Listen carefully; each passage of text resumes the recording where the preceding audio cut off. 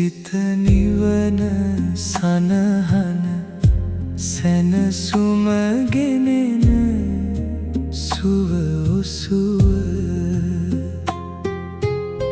මනස පිවිතුරු සිහිනුවන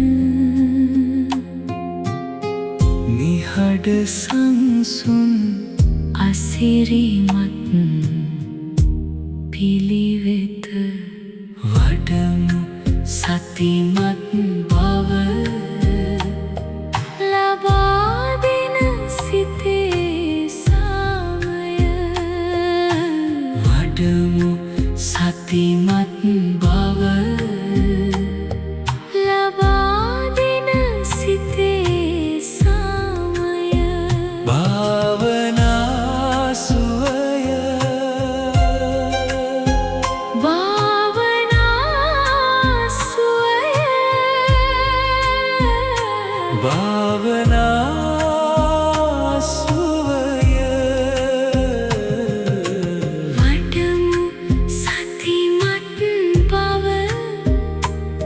ලබා දෙන සිතේ සාමය භාවනා සුවය භාවනා සුවය භාවනා සුවය ඇමරිකාව සිට සෑම පොහෝ දිනයකම ඔබ වෙත ගෙනෙන භාවනා සුවය වැඩසටහනට අද අපි තෝරගත්තේ චංකමන හෙවත් සක්මන් භාවනාව. භාවනාව පුරුදු පුහුණු කරන කෙනෙකුට සක්මන් භාවනාව ඉතාම හොඳ ආරම්භයක්. අද වැඩසටහනේදී සක්මන් භාවනාවට සූදානම් වෙන්නේ කෙසේද? සක්මන් භාවනාව කරන්නේ කොහොමද?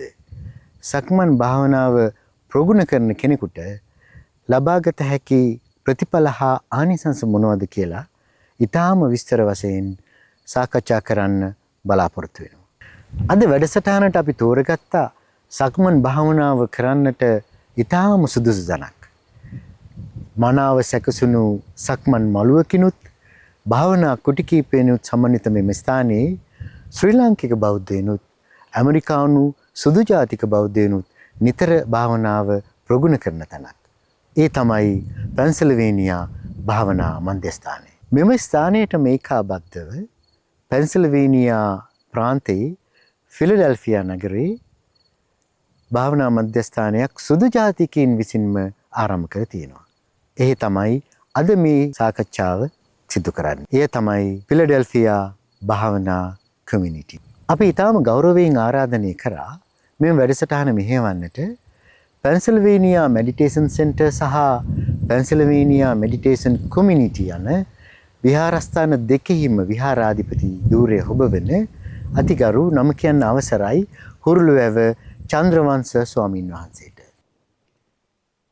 පංචමේ භික්කවේ චංකමේ ආනිසංසා කතමේ පංච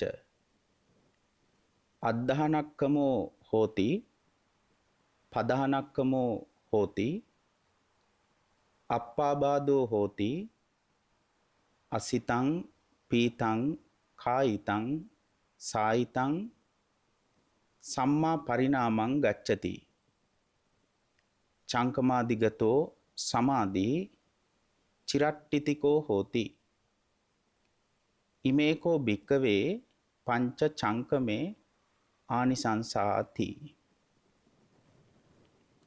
ධර්ම ශ්‍රවණා බිලාසී ශ්‍රද්ධාවන්ත ගුණගරුක පින්වතුනි, පින්වත් සියලු දෙනාම මේ රැස් වෙලා සිටින්නේ බොහෝම වටින දහම් කාරණාවකට තමන්ගේ සිත යොමු කරලා ඒ දහම් කාරණාව තමන්ගේ ජීවිතයට බොහෝම සතුටින් ආදරයෙන් එකතු කරගෙන තමන්ගේ ජීවිතය ඒ ධර්මයට අනුව සකස් කරගන්නටයි පිළියෙල කරගන්නටයි.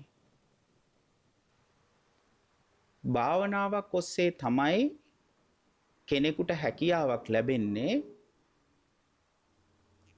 තමන්ගේ මනස දියුණු කරලා තමන්ගේ මනස ශක්තිමත් කරලා ඒ සුන්දර පිරිසුදු ධර්මයේ දැක ගන්නට ලැබෙන්නේ අන්නේ ගුණාංග ටික දියුණු කරගත්තොතින්.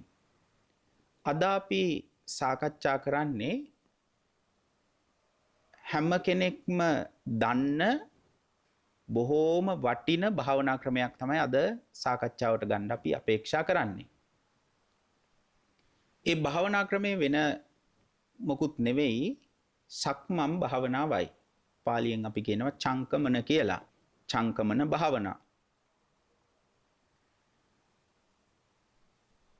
මම මුලින්ම ගාථා පාඨයක් සජ්ජායනා කළා. මේ ගාථා පාඨය අපට හම්බ වෙන්නේ ත්‍රිපිටකයේ අංගුත්තර නිකාය නම් වූ පොත් වහන්සේගෙන්.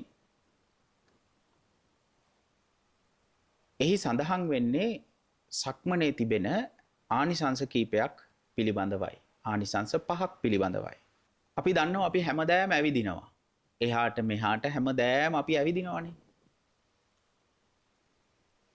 එතකොට මේ ඇවිදින එකත් ප්‍රයෝජනෙට ගන්න බුදුවරු ඇවිල්ලා අපිට කියලා දෙනවා කොහොමද මේ ඇවිදින එක ප්‍රයෝජනෙට අරගෙන අපේ මේ ಗುಣ ටික එහෙම නැත්නම් ಗುಣ ටික කියලා කියන්නේ ශ්‍රද්ධාව, වීරිය, සතිය, සමාධිය, ප්‍රඥාව කියන මෙන්න මේ ගුණාංග ටික කොහොමද දියුණු කරගන්නේ කියන එක තමයි උගන්වලා දීලා තියෙන්නේ. එතකොට ඇවිදින එක ප්‍රයෝජනෙට ගන්න අරගෙන ඒ ಗುಣ ටික දියුණු කරගෙන මේ බුද්ධ ශාසනය ඇතුලේ උගන්වන ඉහළම ඵලවලට යන්න අපිට කියලා දීලා තියෙනවා. එතකොට මං කියවනේ හැමෝම ඇවිදිනවා කියලා. එහෙනම් ඔය අපිට වැඩි හොයන්න දෙයක් නැහැ. ඇවිදින එක ගැන කොහොමද සතියෙන් ඇවිදින්නේ කියලා හොද්දට ඉගෙන ගත්තා නම් කෙනෙකුට විශේෂයෙන්ම ධර්මයේ ප්‍රගුණ කරන්න කැමති කෙනෙක් ඒ ක්‍රමය ඉගෙන ගත්තා නම් ඔහුට හෝ ඇයට හැමදාම භාවනා කමටහන ළඟින් තියෙනවා. අවශ්‍ය වෙන්නේ ඒක හොඳින් ඉගෙනගෙන ප්‍රැක්ටිස් කිරීමයි. එතකොට දැන් ඔය වර්තමානයේ ගත්තාම මේ ඇවිදින එක සම්බන්ධයෙන් විශේෂයෙන් සාකච්ඡාවට ලක් කරලා තියෙනවා.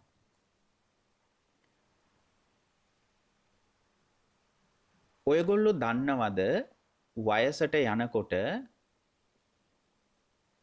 වයසට යන කට්ටියට එන මූලික රෝග ලක්ෂණ මොනවාද කියලා? මූලිකවම එන රෝග ලක්ෂණ මොනවාද කියලා දන්නවද? ඒ කට්ටියගේ දෙපා ශක්තිමත් නැතුව යනවා. ඉස්සල්ලාම වෙන දේ තමයි ඔවුන්ට අහිමි වෙන්නේ මේ දෙපාවල තියෙන ශක්තිය. දෙපාවල තියෙන සමබරතාවය තමයි වයසට යනකොට ටික ටික අහිමි වෙන්නේ. ඉස්සල්ලාම ඕක තමයි වෙන්නේ. එතකොට මෙන්න මේ දෙපාවල තියෙන සමබරතාවයේ බිඳෙන්නේ එතකොට මොකක්ද හේතු වෙනව ඇත්තේ? අනිවාර්යෙන්ම මොළයෙන් ලබා දෙන සංඥා ටික දෙපාවලට ලබලා දෙන සංඥා ටික අනිවාර්යෙන් එහෙනම් බාධාවකට ලක් වෙනවා. එහෙම බාධා වුණාම තමයි ඒ කකුල් සෙලවීම සමබරතාවයන් අහිමි වීම සිද්ධ වෙන්නේ. එතකොට වර්තමානයේ යෝජනා කරනවා විශේෂයෙන්ම වර්තමාන විද්‍යාව මේ ශරීරය ගැන අධ්‍යයනය කරනකොට ඒ කට්ටිය යෝජනා කරනවා අනිවාර්යයෙන්ම සෑම කෙනෙක්ම දවසට පැය භාගයක් ඇවිදින්න කියලා. දවසට පැය භාගයක් හෝ ඇවිද්දොත් මෙන්න මේ රෝගී තත්වයෙන් මිදීමේ හැකියාව ලැබෙනවා කියලා. එතකොට ඒකම තමයි මෙන්න මේ පළවෙනි ආනිසංසයෙන් සක්මන් භාවනාවේ පළවෙනි ආනිසංසයෙන් බුදුරජාණන් වහන්සේ අපිට පෙන්වලා දීලා තියෙන්නේ බොහොම ලස්සනට. ඒක තමයි අද්ධානක්කම හෝති. දුර ගමන් යන්න පුළුවන් ශරීර සමබරතාවය රැක ගන්න පුළුවන්. කවදාකවත් ආයේ ශරීරයේ අසමතුලිත භාවයට පත් වෙන්නේ නැහැ. ඔබ වයසට ගියත් ඔබට ශක්තිමත්ව තියාගන්න පුළුවන්. දැන් එතකොට පැය භාගයක් ඇවිදින්න කියලා මේ නවීන විද්‍යාවෙන් අපිට යෝජනා කරනකොට අපිට පුළුවන් නේද ඒ ඇවිදින පැය භාගය සතිමත් වෙලා අපේ දෙපා වලට යොමු කරන්න. අපි ඒක දැන් ඉදිරියට පියවර ඔස්සේ කතා කරමු. ඔන්න එහෙනම් පළවෙනි ආනිසංසය. දෙවෙනි කාරණාව තමයි වීරිය කිරීමට සමර්ථ බව ඇති වෙනවා. දැන් ආනාපාන සති භාවනාව කරනකොට ඔයගොල්ලෝ දන්නවද ආනාපාන සති භාවනාවෙන් මොකටද බර කියලා? මොන ගුණයටද බර වෙන්නේ ආනාපාන සති භාවනාව? විශේෂයෙන්ම පර්යංක භාවනාවක් උපකාර කරන්නේ ගොඩක්ම මොන ගුණේ වඩා ගන්නද? සමාධි කියන ගුණේ වඩා ගන්න තමයි පර්යංක භාවනාවක් උපකාර වෙන්නේ. මොකක් ඇති කරගන්නද? සමාධිය ඇති කරගන්න. ඕනෑම පර්යංක භාවනාවක් උපකාර කරන්නේ අපිට සමාධිය ලබා ගැනීම පිණිසයි. හැබැයි සමාධිය කියන්නේ භාවනාවේ කෙලවරම නෙවෙයි. නේද? භාවනාවේ ඉතනින් ඔබට යනවා. එතකොට සක්මන් භාවනාව මොන පැත්තටද බර? එතකොට සක්මන් භාවනාව මොකටද බර? සක්මන් භාවනාව බර වෙන්නේ වීරිය කියන ගුණාංගය දියුණු කරගන්නටයි. දැන් එතකොට මතක් වෙනවා නේද අර ලස්සන සූත්‍ර දේශනාවක් තියෙන්නේ. ඒ සූත්‍ර දේශනාවේ දේශනා කරනවා විරියේන දුක්ඛං අච්චේති. දුක්ඛ නැති කරනවා නම් නැති කරන්න පුළුවන් වෙන්නේ වීරියවන්තයින්ට පමණයි කියලා. එහෙනම් වීරිය වැඩිම අත්‍යවශ්‍ය සාධකයක් වෙනවා. එතකොට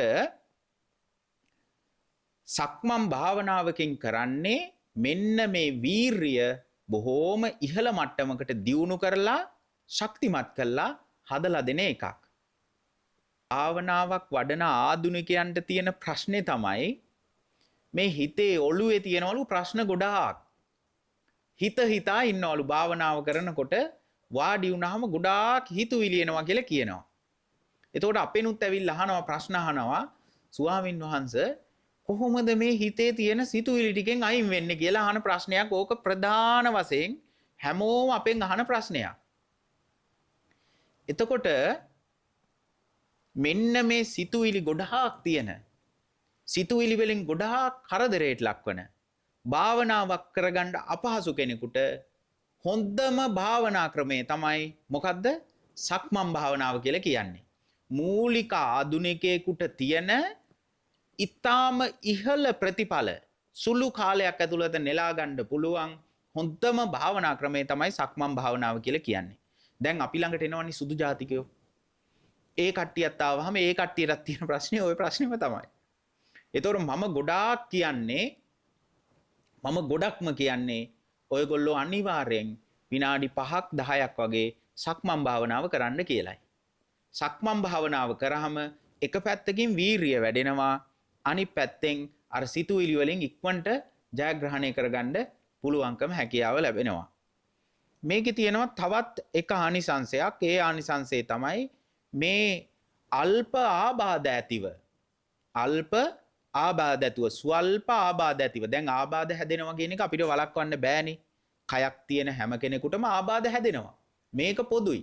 එතකොට මෙන්න මේ හැදෙන ආබාධ අඩු කරගන්න පුළුවන් සක්මන් භාවනාවක් ප්‍රගුණ කරන කෙනෙකුට. ඔන්න තවත් එක ප්‍රතිඵලයක් අපිට ලැබෙන මේ සක්මන් භාවනාව ප්‍රගුණ කිරීම තුළින් අල්ප ආබාධ ඇති කරගන්න පුළුවන්. දැන් කාලා බීලා එක තැනකට වෙලා වැටිලා ඉන්නවට වැඩියේ පොඩ්ඩක් පැය භාගයක් විතර අරගෙන සක්මන් භාවනාවක හැමදාම වගේ කරන්න පුළුවන් නම්, යෙදෙන්න පුළුවන් නම් ඒක කොච්චර හොඳයිද? කොච්චර වටිනවද? ඒක මනසටත් හොඳයි, ඊළඟට ශාරීරික වශයෙන්ුත් හොඳයි. ඊට පස්සේ එහෙම නැත්තම් පස්සට එනකොට වයසට යන්න බෙහෙත් අහුරු පිටින් අපිට කටට දාගන්න වෙන්නේ. ඒක නිසා දැන් ඉඳලම අපි සක්මන් භාවනාවක් වගේ එකක් ප්‍රගුණ කරගත්තොත් අපේ ජීවිතවලට මහ විශාල වටිනාකමක් ඒ භාවනාව එකතු කරනවා, අල්ප ආබාධ ඇති වෙනවා. එතකොට අපි වටපිටාව ඉන්න කට්ටියට අපි ප්‍රශ්න ඇති කරන්නේ නැහැ නේද? වයසට ගියත් මානසික වශයෙන් ප්‍රශ්න නැහැ නේ. එතකොට දැන් අද දන්නවනේ ඩිමෙන්ෂියා කියන රෝගී තත්ත්ව වගේ රෝගී තත්ත්වයන්ගෙන් වයසට යන කට්ටිය ගොඩාක් දුක් විඳිනවනේ. ඒ නිසා මෙන්න මේ සක්මන් භාවනාවක් වගේ එකක් කරාම ශාරීරිකව ලැබෙන රෝගාබාධ ටිකත් අපිට වළක්වා ගන්න පුළුවන්.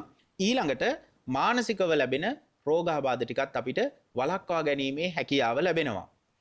ඊළඟට ගත්තහම ආහාර ජීර්ණයට බොහෝම උපකාර කරනවා මෙන්න මේ සක්මන් භාවනාව.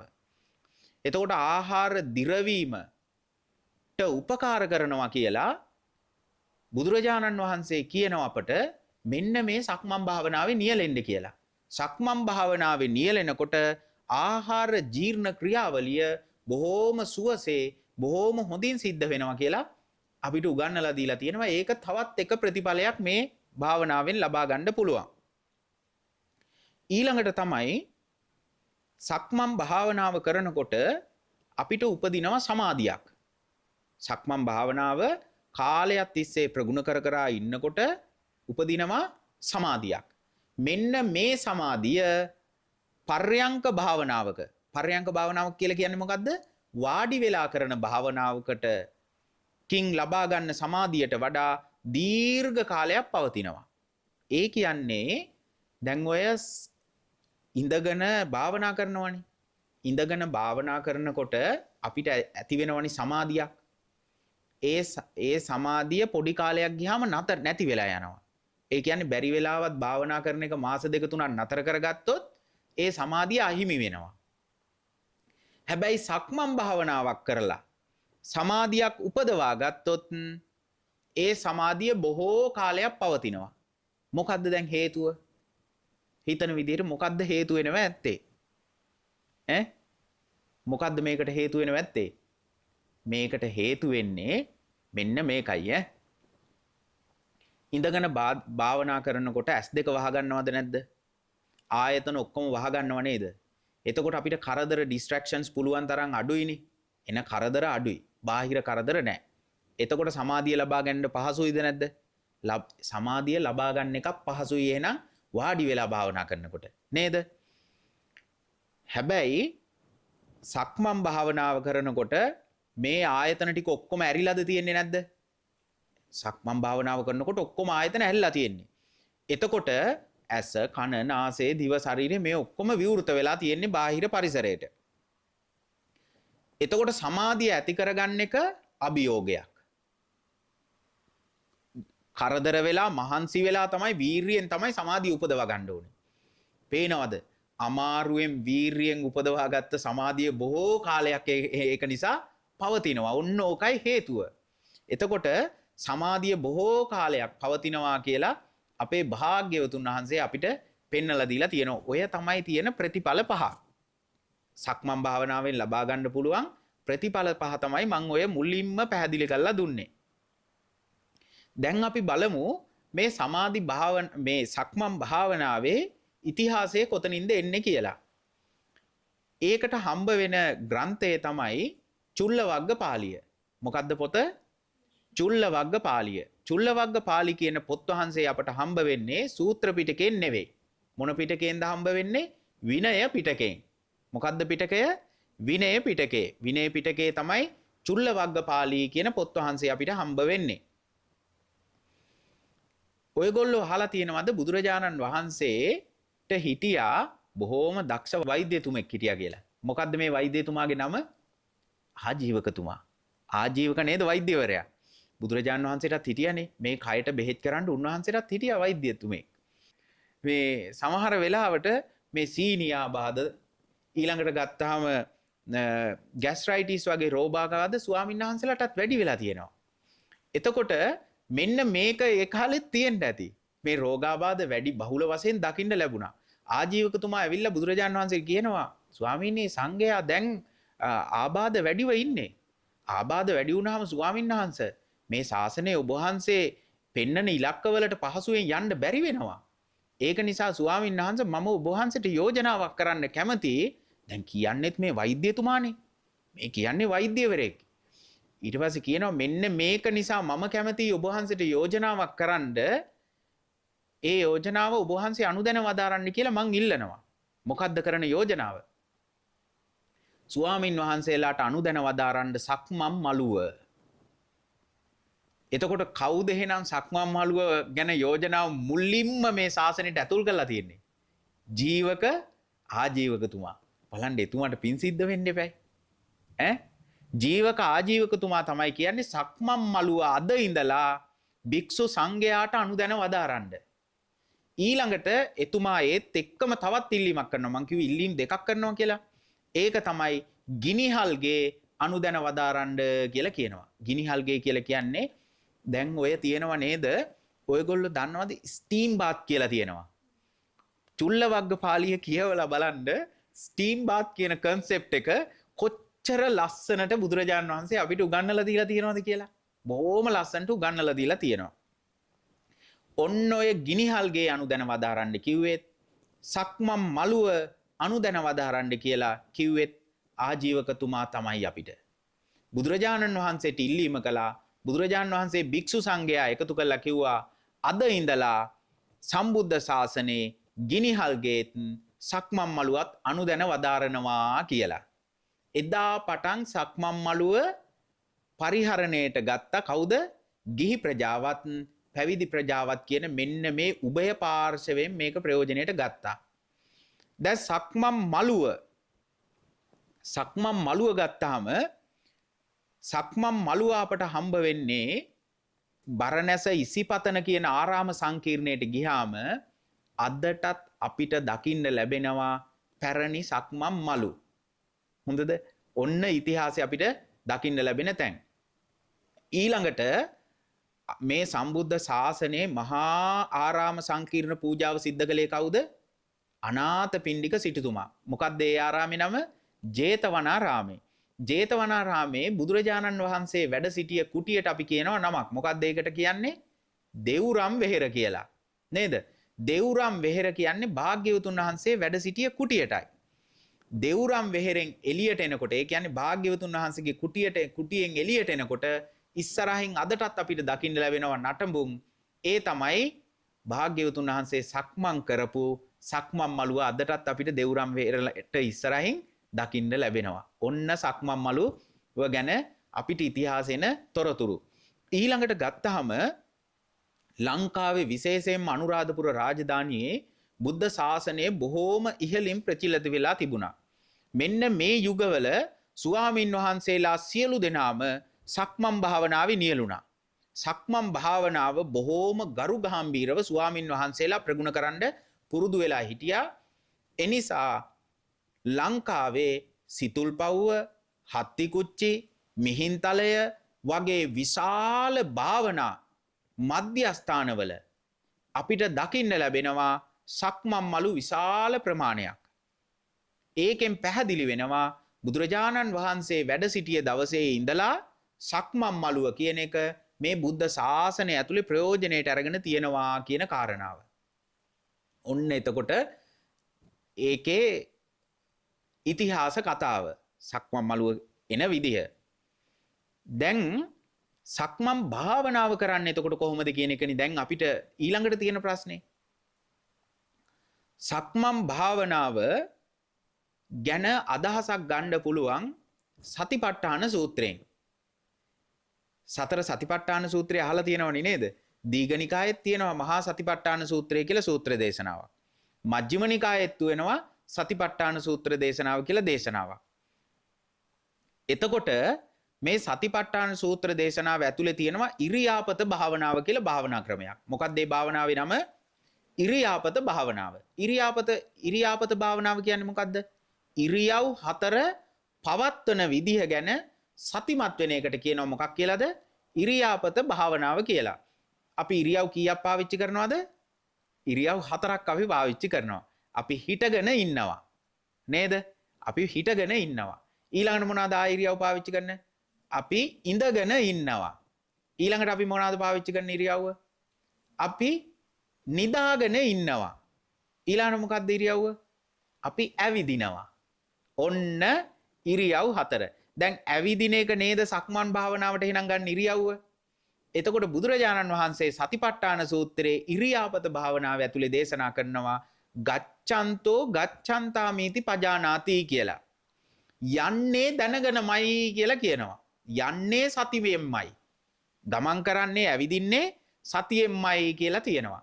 ඔන්න දැන් අපිට සතිපට්ඨාන භාවනාව ඇතුලෙන් සක්මන් භාවනාවට අඩිතාලම දාගන්න පුළුවන්කම ලැබෙනවා. යන්නේ කොහොමද? නිකන් නෙවෙයි. යන්නේ දැනගෙනයි. දැන් සත්තුත් යනවද නැද්ද?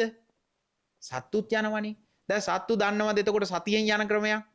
නැහැ. සත්තු දන්නේ නැහැ සතියෙන් යන ක්‍රමයක්. එතකොට මිනිස්සු දන්නවද සතියෙන් යන ක්‍රමයක්? නැහැ. මිනිස්සු දන්නවද සතියෙන් යන ක්‍රමයක්? දැන් මිනිස්සු සතියෙන් යනවා නම් මෙන්න මෙහෙම වෙනවද කියලා බලන්නකෝ. දැන් ඔන්න යනවා කඩේට යනවා කියලා යනවා. නෝනා කියනවා මහත්තයාට අනේ ගිහිල්ලා මේ බඩු ටික අරන් එන්නකෝ කියලා යනවා. ඊට පස්සේ මහත්තයා දැන් එක්ක යනවා කඩේ. කොහෙද යන්නේ මහත්තයා? කඩේට යනවා බඩු ලිස්ට් එකත් අතේ අරගෙන. දැන් මහත්තයා කඩේ පහු කරගෙන ගිහිල්ලා. හොඳද? කඩේ පහු කරගෙන මහත්තයා ඇවිදගෙන ගිහිල්ලා. එක්ක බයිසිකලේ පැදගෙන ගිහිල්ලා. ඊට පස්සේ එකපාරම මතක් වෙනවා අයියෝ කඩෙත් පහු වුණානි මම මේ කඩේන යන්නේ කියලා. දැන් එහෙම වෙන්නේ නැද්ද ජීවිතේ අපිට? එහෙම ඇති වෙනකන් සිද්ධි වෙනවා. එක්කෝ ඊළඟට ඔන්න උඩ ඉඳලා අපි හිතමුකෝ මේ කාමරේ ඉඳලා කුස්සියට යන්නයි ඕනි අපිට. කුස්සියට ගිහිල්ලා වතුර බෝතලයක් ගන්නයි යුවමනාව. කුස්සියට ගිහිල්ලා කැරගෙනවා වටයක් දෙකක්. අනේ මම මේ මොකටද කුස්සියට ආවේ කියලා. දැන් එතකොට මේකෙන් පේනවා අපි මේ වැඩ කරාට සමහර වෙලාවට අපිට සතිය කියන එක අහිමි වෙලා අපි වැඩ කරනවා. එතකොට අපි කරන්නේ මොනවද කියලාත් අමතක වෙලා. එතකොට එහෙනම් සතියෙන් ඇවිදිනවා කියන එක හාත්පස වෙනස් කාරණාවක් සහ මේක විස්තර කරගන්න ඕනි කාරණාවක්. දැන් මම ඔක්කොටම කලින් සක්මන් භාවනාවේ පියවර ක්‍රමය කියන්න කලින් මම කියන්නම් සක්මන් මළුවක් කොහොමද හදාගන්නේ කියලා. සක්මන් මළුව හදාගන්න එක ගැනත් බුදුරජාණන් වහන්සේ දේශනා කරලා තියෙනවා තොරතුරු ටික දේශනා කරලා තියෙනවා කොහෙ වෙන්න ඇතිද? දැන් සක්මන් මළුව අනුදැනව දරුවේ කවුද? කවුරු නිසාද? ජීවක ආජීවකතුමා. ජීවක ආජීවකතුමා කරපු මේ ඉල්ලීම ගැන කොහෙද අපිට තොරතුරු දකින්න ලැබෙන්නේ? විනය පිටකයේ චුල්ල වග්ගපාලි කියන පොත් වහන්සේගේ. අන්න එතනම බුදුරජාණන් වහන්සේ කියනවා සක්මන් මළුව කොහොමද හදාගන්න කියලා තියෙන්නේ. ඒක හදාගන්නේ කොහොමද කියලා අනුදැනව දාලා තියෙනවා. තොරතුරු කියලා දීලා තියෙනවා. සක්මන් මළුව කියන එක බොරහෝම ගරු ගාම්භීරව හදාගන්න ඕනි එකක්. මේක භාවනාව ප්‍රගුණ කරන්න හදාගන්න එකක්. එතකොට ඒක පොළොව මට්ටමින් උස් කරලා තමයි හදාගන්නේ. සම පොළොවක තමයි හදාගන්නේ. පොළොව මොකද්ද? සම පොළොවක්. ගැටිති තියෙන්න බෑ. කඳු තියෙන්න බෑ. ඒක සම පොළොවක තමයි පිහිටලා තියෙන්නේ. සම පොළොවක ඒක අඩියක් පමණ පොළවෙන් උස්සලා තමයි හදාගන්නේ. දැන් ඇයි අඩියක් පමණ උස්සන්න කියලා බුදුරජාණන් වහන්සේ මේ දේශනා කරලා තියෙන්නේ? භික්ෂුන් වහන්සේලා අර සම පොළවේ ඇවිදින්න පටන් ගත්තා. එතකොට මොකද වෙන්නේ? අර සක්මන් මළුව හදාගත්ත සක්මන් මළුව වැස්සක් ඇවිල්ලා ඔක්කොම ගහගෙන යනවා. ඒකට දාලා තියෙන වැලි ටිකක් යනවා. ඒ සක්මන් මළුව කොයා ගන්නවත් නැහැ තිබ්බ තැනක්වත් ඒකේ. ඒක නිසා භාග්‍යවතුන් වහන්සේ කිව්වා සක්මන් මළුව පොඩ්ඩක් ඔසවන්න කියලා. සක්මන් මළුව එසෙව්වහම ඔසවලා දැන් ඕම් ඒකේ භාවනා කරන්න පටන් ගත්තා. ටික කාලයක් යනකොට ස්වාමීන් වහන්සේලා කියන්න පටන් ගත්තා සක්මන් මළුව මෙහෙම ඔසවලා කරාම මේකේ මැද වතුර පිරෙන්න පටන් ගත්තා. මළුවේ.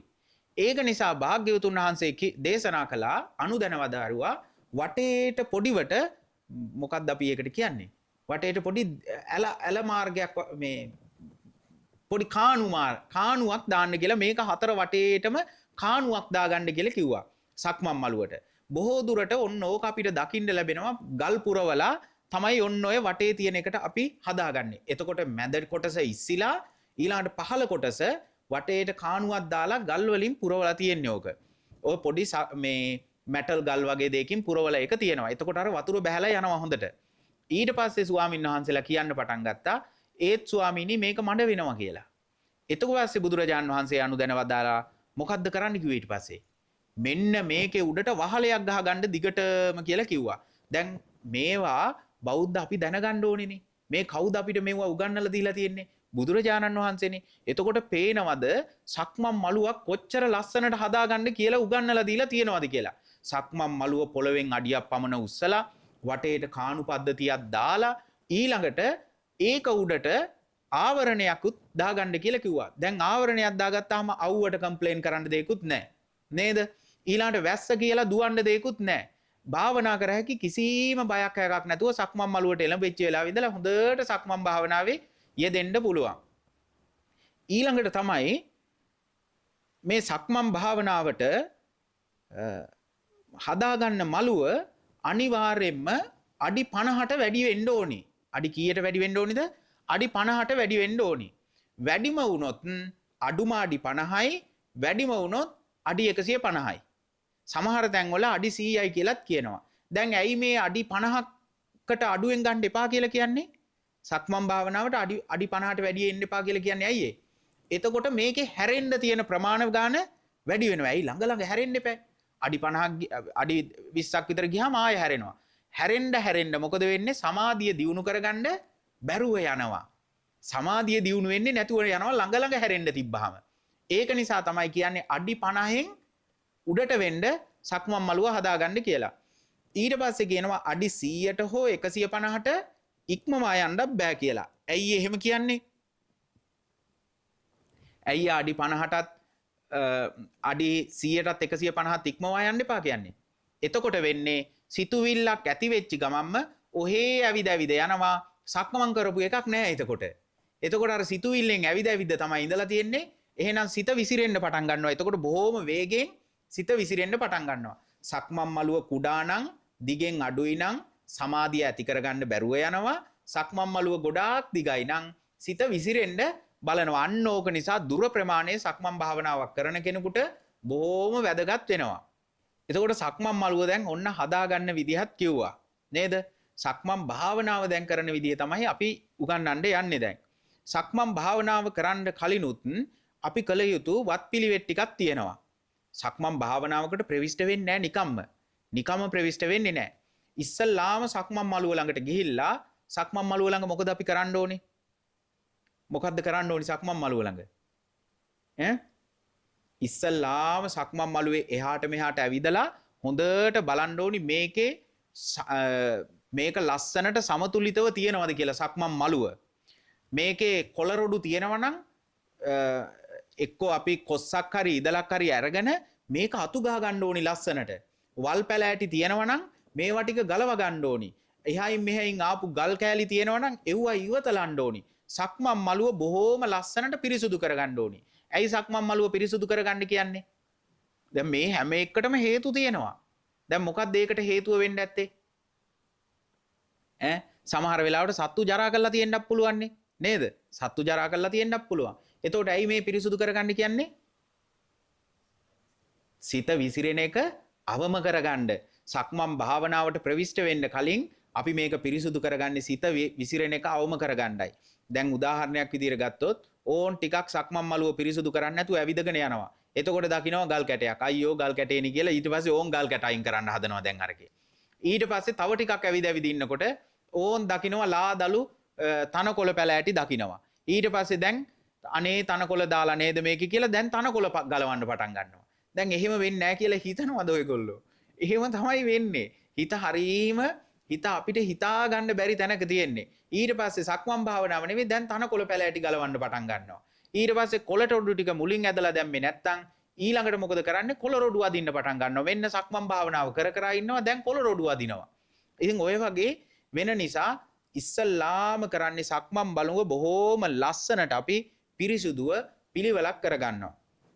ඊට පස්සේ සක්මන් මළුවේ කෙළවරකට ගිහිල්ලා ඇත්තටම ඔයගොල්ලන්ට පුළුවන් නම් කමක් නැහැ. සක්මන් මළුවකට වන්දනා කරලා සක්මන් මළුවට නැගගත්තත් ඒක බොහෝම හොඳයි.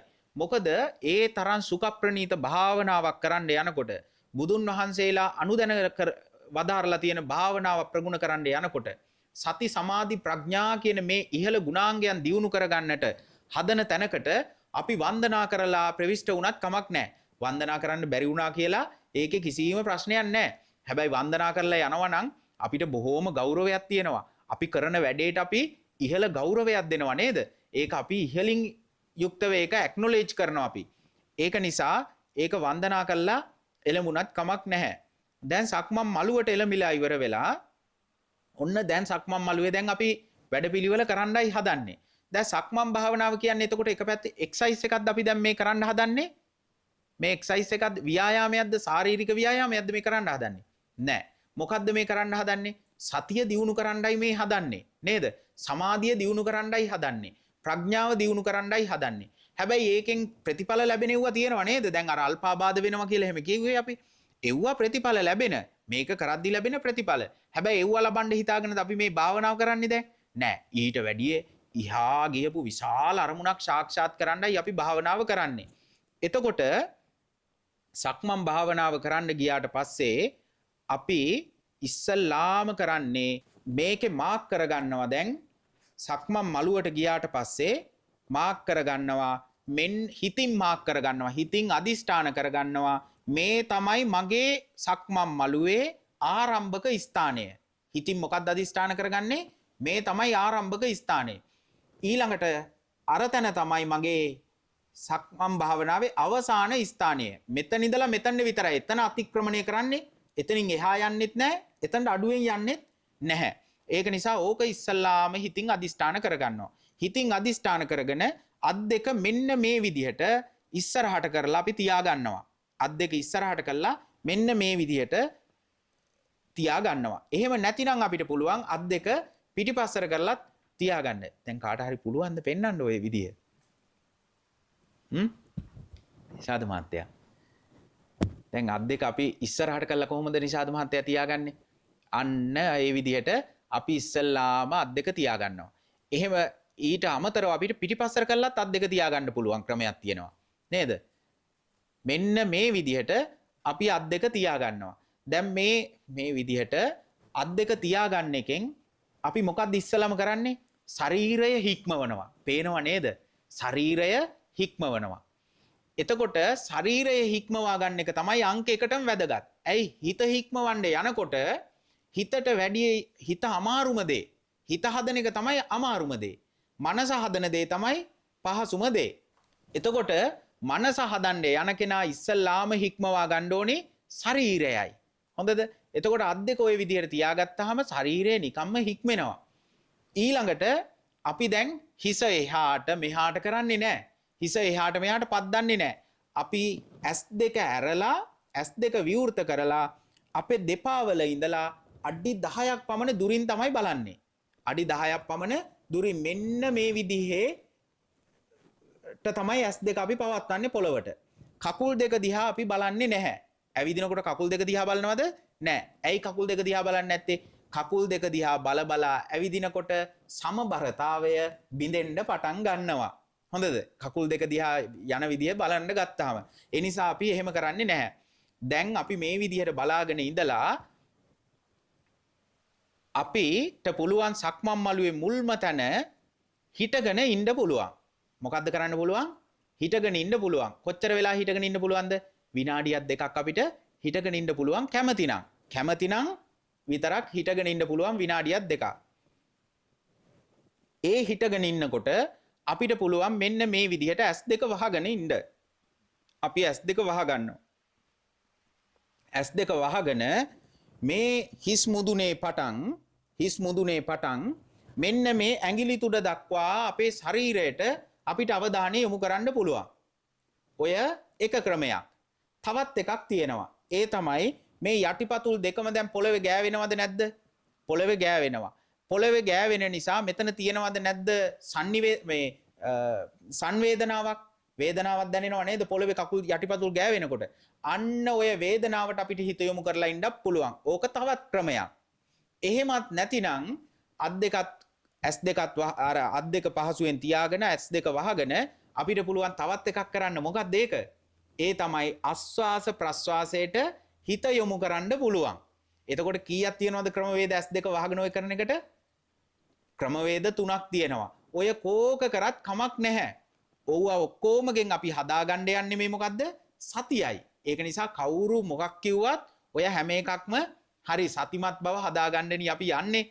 ඒක නිසා දැන් මෙන්න මේ විදිහට ඉඳලා S2 අරින්න ඕනි වෙනවා කියලා හිතනකොට දැන් ඇති එහෙනම් මං කරා කියලා හිතනකොටම S2 අරිනවා කියලා හිමීට අපි S2 අරගන්නවා.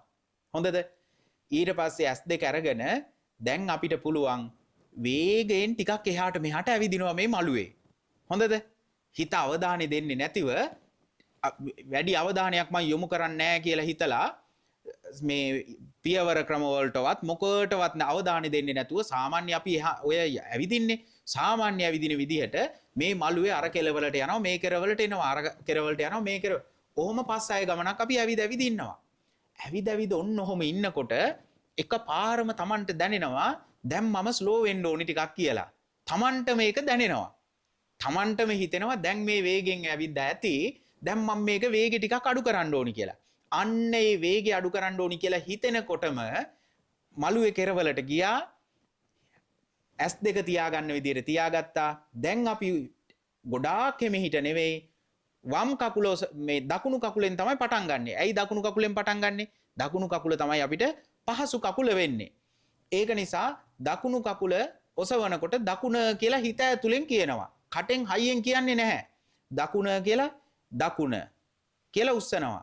ඊළඟට වම් කකුල ඔසවනකොට වම කියලා උසවනවා. දැන් මේ වම දකුණ වම දකුණ වම දකුණ වම මේ විදිහට මේ කෙරවල ඉඳලා එහා කෙරවලට එනකන් දැන් මේ විදිහට ඇවිද ඉන්නවා. තේරෙනව නේද? දැන් පළවෙනි පියවර මොකද්ද කරන්නේ? දකුණ වම දකුණ වම. එහෙම නැත්නම් වම දකුණ අර මාච් එකක් යනවා වගේ තමයි නේද? ඒ වගේ ලස්සනට දැන් මේකේ හිත ඇතුලෙන් කියා එහාට මෙහාට ඔන්න විනාඩි 20ක් විතර ඕකම කර ඉන්නවා. දැන් භාවනාව දියුණු වුණාට පස්සේ ඕන්නම් මාස 6-7ක් මාස 2-3ක් ගියාම සමහර වෙලාවට සතියක් දෙකක් මේකම කර හිටියට පස්සේ එයාට හිතෙනවා පොඩ්ඩක් මේක දැන් අඩු කරන්න ඕනි කියලා. මොකද්ද දැනෙන්නේ ආයිමත්? දැන් වේගය තවත් අඩු කරන්න ඕනේ කියලා දැනෙනවා. අන්නේ වේගය තවත් අඩු කරන්න ඕනේ කියලා දැනෙනකොට කරන්න තියෙන එකම දේ තමයි මේ ඔසවනවා තබනවා ඔසවනවා තබනවා ඔසවනවා තබනවා කියලා යනවා. දැන් මේ කීවෙනි පියවරද? මේ කීවෙනි එකද මේ? දෙවෙනි පියවර. වේගෙන් ඇවිදපු එකත් එක්ක ගත්තොත් හරිනම් බැලුවොත් තුන්වෙනි පියවර වෙනවා මේක නේද? දැන් දෙවෙනි පියවරේ තුන්වෙනි පියවරේදී අපි කරන්නේ ඔසවනවා තබනවා. වෙන කිසිම දෙයකට අවධානය යොමු කරන්න යන්න එපා. ඔසවනකොට ඔසවනවා කියනවා, තබනකොට තබනවා කියනවා. එච්චරයි කරන්න ඕනි. දැන් සමහර වෙලාවට ඔයගොල්ලන්ට එන ප්‍රශ්නයක් තියෙනවා. මොකක්ද එන ප්‍රශ්නේ? ඔසවනකොට තියලා ඉවරයි. තියනකොට ඔසවනවා. හිත ඇතුලෙන් ඔසවනවා කියනකොට මේ කකුල තියලා ඉවරයි. අන්න ඒ වගේ වුණාම භාවනා යෝගියා කලබල වෙන්න හොඳ නැහැ. කමක් නැහැ. ඒක එහෙම තමයි. ඒක එහෙම වුණා. ඒක ගැටලුවක් නැහැ කියලා ඒකට අවධානය දෙන්නේ නැතුව නැවතත් මුල ඉඳලා ඔසවනවා තබනවා ඕක ප්‍රැක්ටිස් කර යනවා. දැන් ඔන්න තුන්වෙනි පියවර. දැන් හතරවෙනි පියවරට ආවට පස්සේ මෙයාට හිතෙනවා තවත් මේකේ වේගය අඩු කරන්න ඕනේ. ඔන්න වේගය අඩු කරන උපරිම තැනට ආවා දැන්. දැන් වේගය අඩු කරනවා කොච්චරද කිව්වොත් දැන් ඔසවනවා ඉදිරියට යවනවා තබනවා. ඔසවනවා ඉදිරියට යවනවා තබනවා. ඔන්න ඔය පියවර ක්‍රමේ තමයි යන්නේ. දැන් හරීම හිමීට.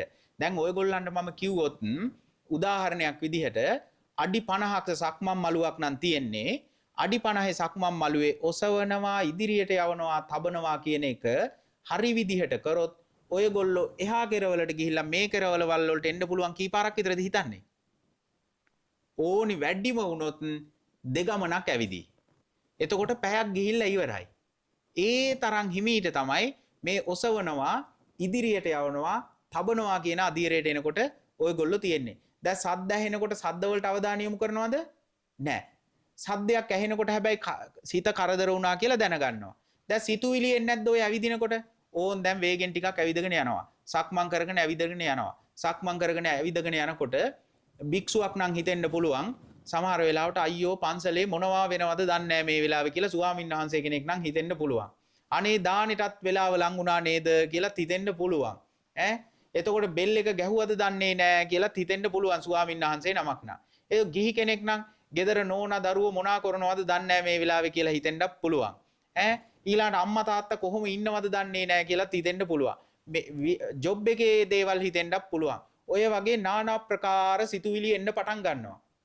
සිතුවිල්ලක් එනකොට අපිට පුළුවන් සක්මන් භාවනාව සම්පූර්ණ නතර කරලා අපිට කෙලින් ඍජුව හිටගෙන ඉන්න පුළුවන්. දැන් මෙන්න මේ විදිහට සක්මන් භාවනාවේ මුල් කෙරවලේ ඉඳලා අවසාන කෙරවලට ගිහිල්ලා අවසාන කෙරවලේ නතර වෙනවා අපි. සක්මන් භාවනාව කරගෙන ගිහිල්ලා අවසාන කෙරවලේ නතර වෙනවා හැම වෙලාවෙම. නතර වෙලා ඉවර වෙලා ආයිමත් අපිට පුළුවන් S2 වහගෙන හිටගෙන භාවනා කරන්න. හිටගෙන භාවනා කරලා ඉවර වෙලා අපි S2 අරිනවා කියලා නැවතත් විවෘත කරනවා. ඊට පස්සේ දැන් අපි හැරෙන්න ඕනිනේ අනිත් පැත්තට. අනිත් පැත්තට හැරෙන්න ඕනිනේ. එතකොට කොහොමද හැරෙන්නේ අපි? හැරෙනවා කියලා දැන දැනාම තමයි මේ ක්‍රියාව කරන්නේ. දැන් ඔන්න ඔය විදිහට ක්‍රියාව කරගෙන යනකොට මේකේ ලස්සනම කොටස තියෙන්නේ ඔන්න ඔතනින් පස්සේනුයි. හොඳද? ඕ ධර්මයේ කාරණා ටික මතුවෙන්න පටන් ගන්නේ ඔන්න ඔතනින් පස්සේ. දැන් සක්මන් භාවනාවේදී මං කිව්වා ඔසවනවා කියලා නේද? ඊළඟට අවසානට මොකද කරන්නේ? ඔසවනවා, ඉදිරියට යවනවා, තබනවා කියලා. දැන් ඔය ඔසවනවා කියන එකට පාලි වචනයක් තියෙනවා. ඒකට කියනවා උද්ධරණ කියලා. උද්ධරණ කියලා කියන්නේ කකුල ඔසවනවා කියන එකයි. කකුල ඔසවනකොට මෙයාට පේන්න පටන් ගන්නවා සතිය දියුණු වෙලා ඉන්න කෙනෙක් නම් මෙයාට පේන්න පටන් ගන්නවා මේක පේන්න පටන් ගන්නේ ඇස් දෙකට නෙවෙයි. හොඳට මතක තියාගන්න. දැන් මෙයාගේ මේ කියන தത്വයට ආවහම සතිය හොඳට දියුණු වෙලා, සමාධිය හොඳට දියුණු වෙලා. අනිත් එක තමයි භාවනා කරන යෝගියා හොඳට මතක තියාගන්න ඕනේ සක්මන් භාවනාව කර කර ඉන්නකොට සමාධිය මුළු ඇඟේ පුරාම පැතිරෙන්න පටන් ගන්න අවස්ථා තියෙනවා. එතකොට භාවනා යෝගියට හිතෙනවා මම මේක නතර කරලා වාඩි වෙලා භාවනා කරන්න ඕනි කියලා. කවදාකවත් ඒ වැඩේ කරන්න එපා. සක්මන් භාවනාවෙන් සමාධිය ඉපදෙනකොට සක්මනම කර කර ඉන්න ඕනි. වාඩි වෙලා නම් භාවනා කරන්න එපා. සක්මනෙන්ම සමාධිය හදාගන්න ඒ වෙලාවට ඕනි. පර්යංකයට ගිහලා වෙලාවට විතරයි පර්යංක භාවනාව කරන්නේ අපි. හොඳද? ඒකත් හොඳට මතක තියාගන්න ඕනි. දැන් උද්ධරණ කියන එහෙම නැත්නම් මේ පය ඔසවනවා කියන தත්ත්වය කරනකොට මෙයාට පේනවා සතිමත් වෙන්න ලක්ෂණ දෙකක්. හරි ලස්සන කාරණා දෙකක් පේන්න පටන් ගන්නවා. ඒ තමයි මේ කකුල එසවෙන්නේ පුජ්‍යලයක් නිසා නෙවෙයි. පුජ්‍යලයක් කරන වැඩක් නෙවෙයි මේක. මේක වෙන්නේ වායෝ ධාතුවයි තේජෝ ධාතුවයි නිසා කියලා මෙයාට මෙන්න හොඳට ඇස් දෙකෙන් බලාගෙන ඉන්නා වගේ පේන්න පටන් ගන්නවා. මොකද්ද ධාතු දෙක? වායෝ ධාතුවයි තේජෝ ධාතුවයි නිසා තමයි මෙන්න මේ කකුල එසවෙන එක සිද්ධ වෙන්නේ. ඊළඟට තමයි කකුල එසවෙන්න කලින් හිතේ එකපාරම ඔළුවේ ඇඳෙනවා කකුල ඔසවන්න ඕනි කියලා සංඥාවක්. කකුල උස්සන්න ඕනි කියලා මොකක්ද ඇති වෙන්නේ? චේතනාවක් ඇති වෙනවා. දැන් මේ සක්මන් කර කර ඉන්න භාවනා යෝගියට චේතනාව බොහෝම ලස්සනට හොඳට පේන්න පටන් ගන්නවා. චේතනාවත් පේනවා. චේතනාවත් එක්කම ක්‍රියාත්මක වෙන වායෝ ධාතුවත් තේජෝ ධාතුවත් මෙන්න මේ ලක්ෂණ දෙක පේන්න පටන් ගන්නවා. තේරුණාද දැන් කියන එක? ඊළඟට දැන් කකුල ඔසවනකොට එක කකුලක් බිම නේද තියෙන්නේ. එක කකුලක් ඔසවනකොට අනිත් කකුල බිමනේ තියෙන්නේ. දැන් ඔය බිම තියෙනකොට ඒ තනි කකුල තමයි මේ මුළු ශරීරයටම සපෝට් එක දීලා තියෙන්නේ. බලන්නකෝ. හරිම ලස්සනයි ඔය සක්මන් භාවනාව කරනකොට මේ අපි කවදාකවත් අත්විඳලා නැති ධර්ම කාරණා මේ මනුස්ස ජීවිතේ දකින්න පුළුවන් ලස්සනම කාරණා දැක ගන්න පුළුවන්කම ලැබෙනවා. තනි කකුලකින් මුළු ශරීරයටම සපෝට් එක දෙනවා.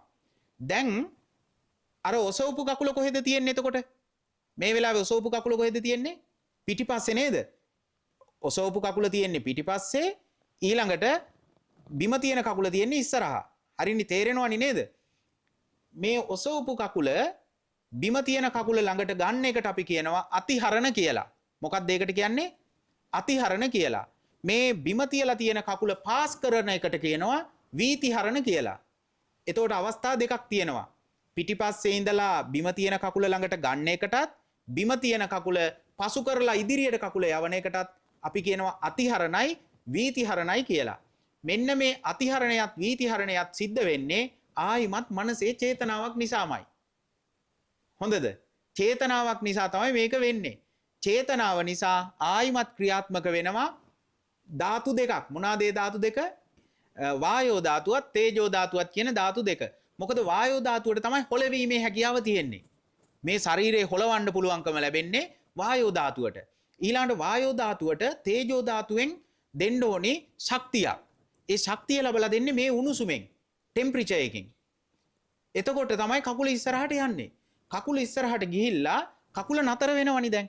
කකුල නතර වෙනවත් එක්කම ඕන් ආයිමත් චේතනාවක් යනවා දැන් කකුල බිම තියන්න ඕනි කියලා. හොඳද? කකුල බිම තියන්න ඕනේ කියලා චේතනාව වෙන එකට බිම තියන්න ඕනි කියලා හිතන එකට කියනවා වොස්සජ්ජන කියලා. මොකක්ද ඒකට කියන්නේ? වොස්සජ්ජන කියලා. වොස්සජ්ජන කියන අවස්ථාවට ආපු ගමන් ඒ කියන්නේ කකුල බිම තියන්න ඕනේ කියලා ආපු ගමන්ම ඒක කරන්න බෑ. ආපෝ මේ වායෝ ධාතුවටත් තේජෝ ධාතුවටත් ඒක කරන්න බෑ. පල්ලෙහාට දැන් මේක පල්ලෙහාට තල්ලු කරන්න ඕනි. තල්ලු කරන ක්‍රියාවලිය කරන්න බෑ වායෝ ධාතුවටයි තේජෝ ධාතුවටයි. අන්න එතකොටම අර චේතනාව ගියපු ගමන්ම හිත ඇතුලේ මනසට චේතනාව ගියපු ගමන්ම මෙයා දැන් මේ ධාතු දෙක වෙනස් කර ගන්නවා. ඉක්මනට එතකොට අවදි වෙනවා මොන ධාතු දෙකද? පඨවි ධාතුවයි ආපෝ ධාතුවයි. පඨවි ධාතුවට තමයි තද කරන්න පුළුවන්. හොඳද? ඒකට ශක්තිය දෙනවා තව එක පැත්තකින් ගත්තාම ආපෝ ධාතුව. ආපෝ ධාතුවයි පඨවි ධාතුවයි දැන් ක්‍රියාත්මක වෙනවා. එතකොටම වායෝ ධාතුවයි තේජෝ ධාතුවයි දුර්වල වෙන්න පටන් ගන්නවා. එතකොට ඉක්මනට කකුල මෙහෙම අපි පල්ලෙහාට කරනවා. පල්ලෙහාට කරන අවස්ථාවට අපි කියනවා සන්නික්කේපන අවස්ථාව කියලා කියනවා. සන්නික්කේපන අවස්ථාව කියලා කියන්නේ කකුල පල්ලෙහාට කරනවා. කකුල පල්ලෙහාට කරන්නේ දැන් මොන ධාතුව වලින්ද?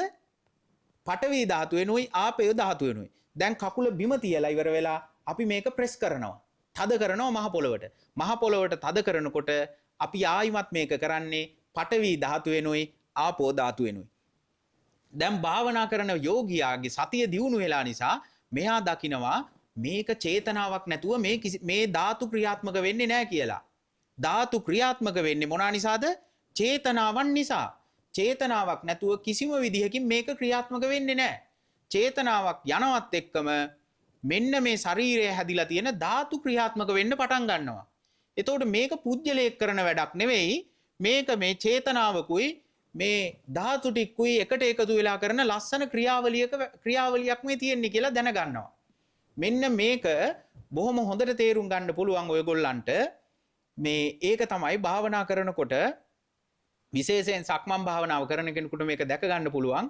කෙලින්ම දැන් අපි දන්නවනේ ඔය රොබෝලා ඉන්නවනේ. දැන් රොබෝලා වැඩ කරන විදිහ අපි දන්නේ නැහැනේ. හැබැයි අපි අහලා ඉගෙනගෙන තියෙනවනේ. දැන් රොබෝ කෙනෙක් වැඩ කරන්නේ කොහොමද සාමාන්‍ය අපි දන්න විදිහට? රොබෝට තනියම වැඩ කරන්න පුළුවන්ද? බෑ. ඒ රොබෝව හසුරවනවා නේද කෙනෙක්? රොබෝව හසුරවනවා නේද? ඒ රොබෝව හසුරවන්න ස්විච් එකක් දාන්න ඕනි නේද? එක්ක කවුරු හරි මොනා හරි ඔතන ක්‍රියාත්මක කිරීමක් කරන්න ඕනි නේද? එතකොටනේ රොබෝ කෙනෙක් වැඩ කරන්නේ. එතකොට වැඩ කරන්න බැරි රොබෝ වගේ තමයි ඇත්තටම ගත්තොත් ධාතු වලින් හැදිලා තියෙන අපේ කය. ඒකේ කිසිම වෙනසක් නැහැ. ඒකම තමයි. එතකොට අර ස්විච් එක දානවා කෙනෙක් හසුරනවා කියන එකට සමානයි අපේ හිතේ මේ සිතුවිලි ටික චේතනාවන් ටික හරියට කෙනෙක් හසුරනවා වගේ. එතකොට රොබෝ ඉන්නවා ඒක හසුරන මිනිස්සෙක් ඉන්නවා. ඒ වගේ තමයි කය තියෙනවා මේ කය හසුරවන චේතනා පුඤ්ජයක් තියෙනවා. චේතනා ගොඩක්. දැන් මෙන්න මේ දෙක සක්මන් කරන භාවනා යෝගියා හොඳට වෙන් කරලා බෙදලා හඳුනා ගන්නවා. හොඳට බෙදලා වෙන් කරලා හඳුනා ගන්නවා. මෙන්න මේ දෙක බෙදලා වෙන් කරලා හඳුනා ගන්නවට කියනවා අපි හොඳ ලස්සන නමක්. ඒ තමයි මොකක් කියලාද ඒකට කියන්නේ? නාම රූප පරිච්ඡේද ඥානය කියලා කියනවා. ඔන්න සක්මන් භාවනාවේ පළවෙනියාටම අපි ලබා ගන්න විදර්ශනා ඥානය. විදර්ශනා ඥාන බුද්ධ ශාසනයේ උගන්වනවා 16ක්. විදර්ශනා ඥාන කීයක් තියෙනවද? 16ක් තියෙනවා. මෙන්න මේ විදර්ශනා ඥාන 16න් මූලිකව ලබන විදර්ශනා ඥාන 3ක් තියෙනවා. මේ විදර්ශනා ඥාන 3ට අපි කියනවා තරුණ විදර්ශනා ඥාන කියලා. මොනවාද ඒවට කියන්නේ? තරුණ විදර්ශනා ඥාන. මෝරලා නැති අවස්ථා මෙව්වා. මෝරලා නැති විදර්ශනා ඥාන 3ට කියනවා නාම රූප පරිච්ඡේද ඥානය, ඊළඟට පච්චේ පරිග්ඝහ ඥානය, ඊළඟට අනුපස්සනා ඥානය කියලා ඥාන 3ක් තියෙනවා. එතකොට පළවෙනියාටම විදර්ශනා භාවනාවක් කරන භාවනා යෝගියට අත්තිවාරම වැටෙන්නේ විදර්ශනා භාවනාව ශක්තිමත් වෙන්නේ මේ භාවනාවේ අඩිතාලම වැටෙන්නේ කොතනින්ද එහෙනම් මුලින්ම නාම රූප පරිච්ඡේද ඥාණයෙන්. නාම රූප පරිච්ඡේද ඥාණය මෙන්න මේ නිවස හදාගන්න මේ ගෘහය හදාගන්න ශක්තිමත් අඩිතාලම. මේක තමයි මේකේ අත්තිවාරම. අත්තිවාරමක් නැතුව හොඳට හයියට ගෙවල් හදන්න පුළුවන්ද අපිට? බෑනේ. එහෙනම් විදර්ශනා භාවනාවෙන් මඟඵල ලබන්න අවශ්‍ය කරන භාවනා යෝගියා දැනගන්න ඕනි ශක්තිමත් වූ අත්තිවාරමක් දාගන්න. අන්නේ අත්තිවාරම තමයි සක්මන් භාවනාවෙන් අපිට මූලික වශයෙන් හදලා දෙන නාම රූප පරිච්ඡේද ඥානය. දැන් තේරුණාද සක්මන් භාවනාව කොහොමද කරන්නේ කියලා? එතකොට මේ හැම කෙනෙක්ම බොහොම ලස්සනට මේ සක්මන් මළුවක් හදාගෙන සක්මන් භාවනාව ප්‍රගුණ කරන්න ගන්න ඕනි. දැන් සක්මන් මළුවක් gedara නෑනේ නේද? හැමෝටම සක්මන් මළුවක් gedara නැති වෙන්න පුළුවන්. එතකොට මේක සක්මන් කරන්න සක්මන් මළුවක් හදා ගන්නවා නම් ඒකට කමක් නෑ ලී පොලවක්.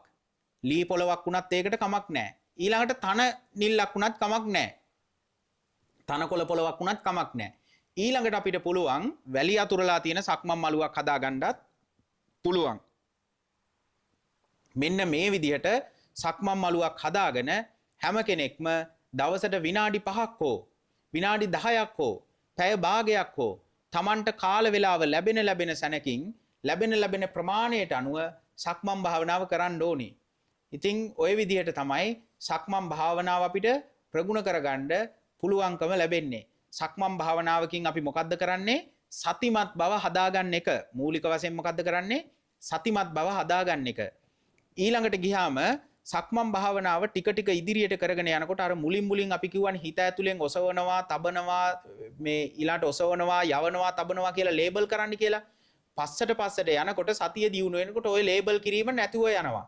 ඕනේ නැති වෙනවා. අවශ්‍ය නැති වෙනවා. සතිය හොඳට දියුණු වෙනවා. සතිය දියුණු වෙන්න සමාධිය දියුණු වෙන්න පටන් ගන්නවා. සමාධිය දියුණු වෙනකොට ප්‍රඥාව දියුණු වෙනවා. ප්‍රඥාව දියුණු වෙනවා කියලා කියන්නේ ධර්මකාරණා ඇතිසැටියෙන් දැකීමේ හැකියාව ලැබෙනවා අපිට. ධර්මකාරණා ඇතිසැටියෙන් දකින්න මොකද වෙන්නේ? තියෙන උපාදානයන්, තණ්හාවන් ටික නිරුද්ධ වෙලා නැති වෙලා යනවා. ඔන්න ඔය විදිහට තමයි අපි ජාතියක් විදිහට මානව සංහතියක් විදිහට සක්මන් භාවනාවෙන් ප්‍රයෝජන ලබා ගන්න දක්ෂ වෙන්න ඕනි. ඒ නිසා මේ විශේෂයෙන්ම ඇමරිකාවේ තුලත් ඇමරිකානු ජාතිකයනුත් අද වෙනකොට සක්මන් භාවනා විශාල වශයෙන් ප්‍රගුණ කරන්න හුරු වෙලා තිබෙනවා. අපිට මේක උප්පත්තියේ ඉඳලම අපේ අම්මලා තාත්තලාගෙන් උරුම වෙච්ච දායාදයක් අපිට. ඒ නිසා බෞද්ධ මිනිස්සුත් බෞද්ධ ජනතාව දැනගන්න ඕනේ සක්මන් භාවනාව භාග්‍යවතුන් වහන්සේ සුඛයි සෞම්‍යයි ප්‍රශංසනීයයි කියලා බුදුරජාණන් වහන්සේ අනුදැන වදාරපු භාවනා ක්‍රමයක්. ඒ නිසා අය බොහෝම ආදරයෙන් යුක්තව ජීවිතයට එකතු කරගන්න අපි හැම කෙනෙක්ම දැනගන්න ඕනේ. ඉතින් අද දවසේ විශේෂයෙන්ම ධර්ම දේශනාව සඳහා දායකත්වයේ දරන්නේ අශෝක කොඩිතුවක්කු මහත්මාත් බාසිනී රාමසිංහ පින්බර නෝන මහත්මියත් නෙවාඩා ප්‍රාන්තයේ සිට ඒ දෙපළ අද මේ විදිහට ධර්ම දේශනාව සඳහා අනුග්‍රාහක දායකත්වයේ දරන්නේ ඒ දෙපළගේ ආදරණීය දියණියට ආන්‍යා නික්ලේශී සිඟිති දියණියට ආශිර්වාද ප්‍රාර්ථනා කරන්නටයි. ඇයගේ ජන්මදිනය යෙදිලා තියෙන මේ මාසයේ ඒ දියණිය නිසා කරපු මේ ධර්ම දානමේ පින්කමේ අනුහසින් පුංචි දියණියටත් බොහෝම හොඳින් ප්‍රඥාවේ මල් පිබිදේවා කියලා අපි ආශිර්වාද කරනවා ප්‍රාර්ථනා කරනවා. ඒ වගේම තමයි අශෝක කොඩිතුවක්කු මහත්මයාටත් බාසිනී රාමසිංහ පින්බර නෝන මහත්මියටත් මේ ධර්ම දානමේ පින්කමේ අනුහසින් නිදුක් නිරෝගී චිරජීවනයත් සතුට සෞභාග්‍යයත් උදා වේවා කියලා අපි ප්‍රාර්ථනා කරනවා. ඒ පවුලේ දෙමාපියන් ඇතුළු ඥාති හිත මිත්‍රාදීන් සියලු දෙනාටමත් සෙතක් සාන්තියක් යහපතක් අභිවෘද්ධියක්ම වේවා කියලා අපි සාදු කියලා ආශිර්වාද ප්‍රාර්ථනා කරනවා. ඒ වගේම ධර්ම දේශනාව සඳහා සම්බන්ධ වුණ පින්වත් ඔබ සියලු දෙනාටමත් නිදුක් නිරෝගී චිරජීවනයත් ධර්මාවබෝධයත් ලැබේවා කියලා අපි ප්‍රාර්ථනා කරනවා. මේ කරන සියලු පින්කම් උතුම් පාරමිතාවක් වෙලා බොහෝම සුවසේ ධර්ම මාර්ගයන් ප්‍රගුණ කරමින් උතුම් නිවන් දහම් විවෘත කරගන්නට මේ මහා පින්කම් ආශිර්වාදයක් වේවා, ශක්තියක් වේවා කියලා අපි ආශිර්වාද කරනවා ප්‍රාර්ථනා කරනවා. මනස පිවිතුරු සිහිනුවන නිහඬ සංසුන් අසිරිමත් පිළිවෙත වඩමු සතිමත් බව ලබා දෙන සිතේ සාමය වඩමු සතිමත් බව ලබා දෙන සිතේ සාමය භාවනා සුවය භාවනා සුවය භාවනා සුවය වඩමු සතිමත් බව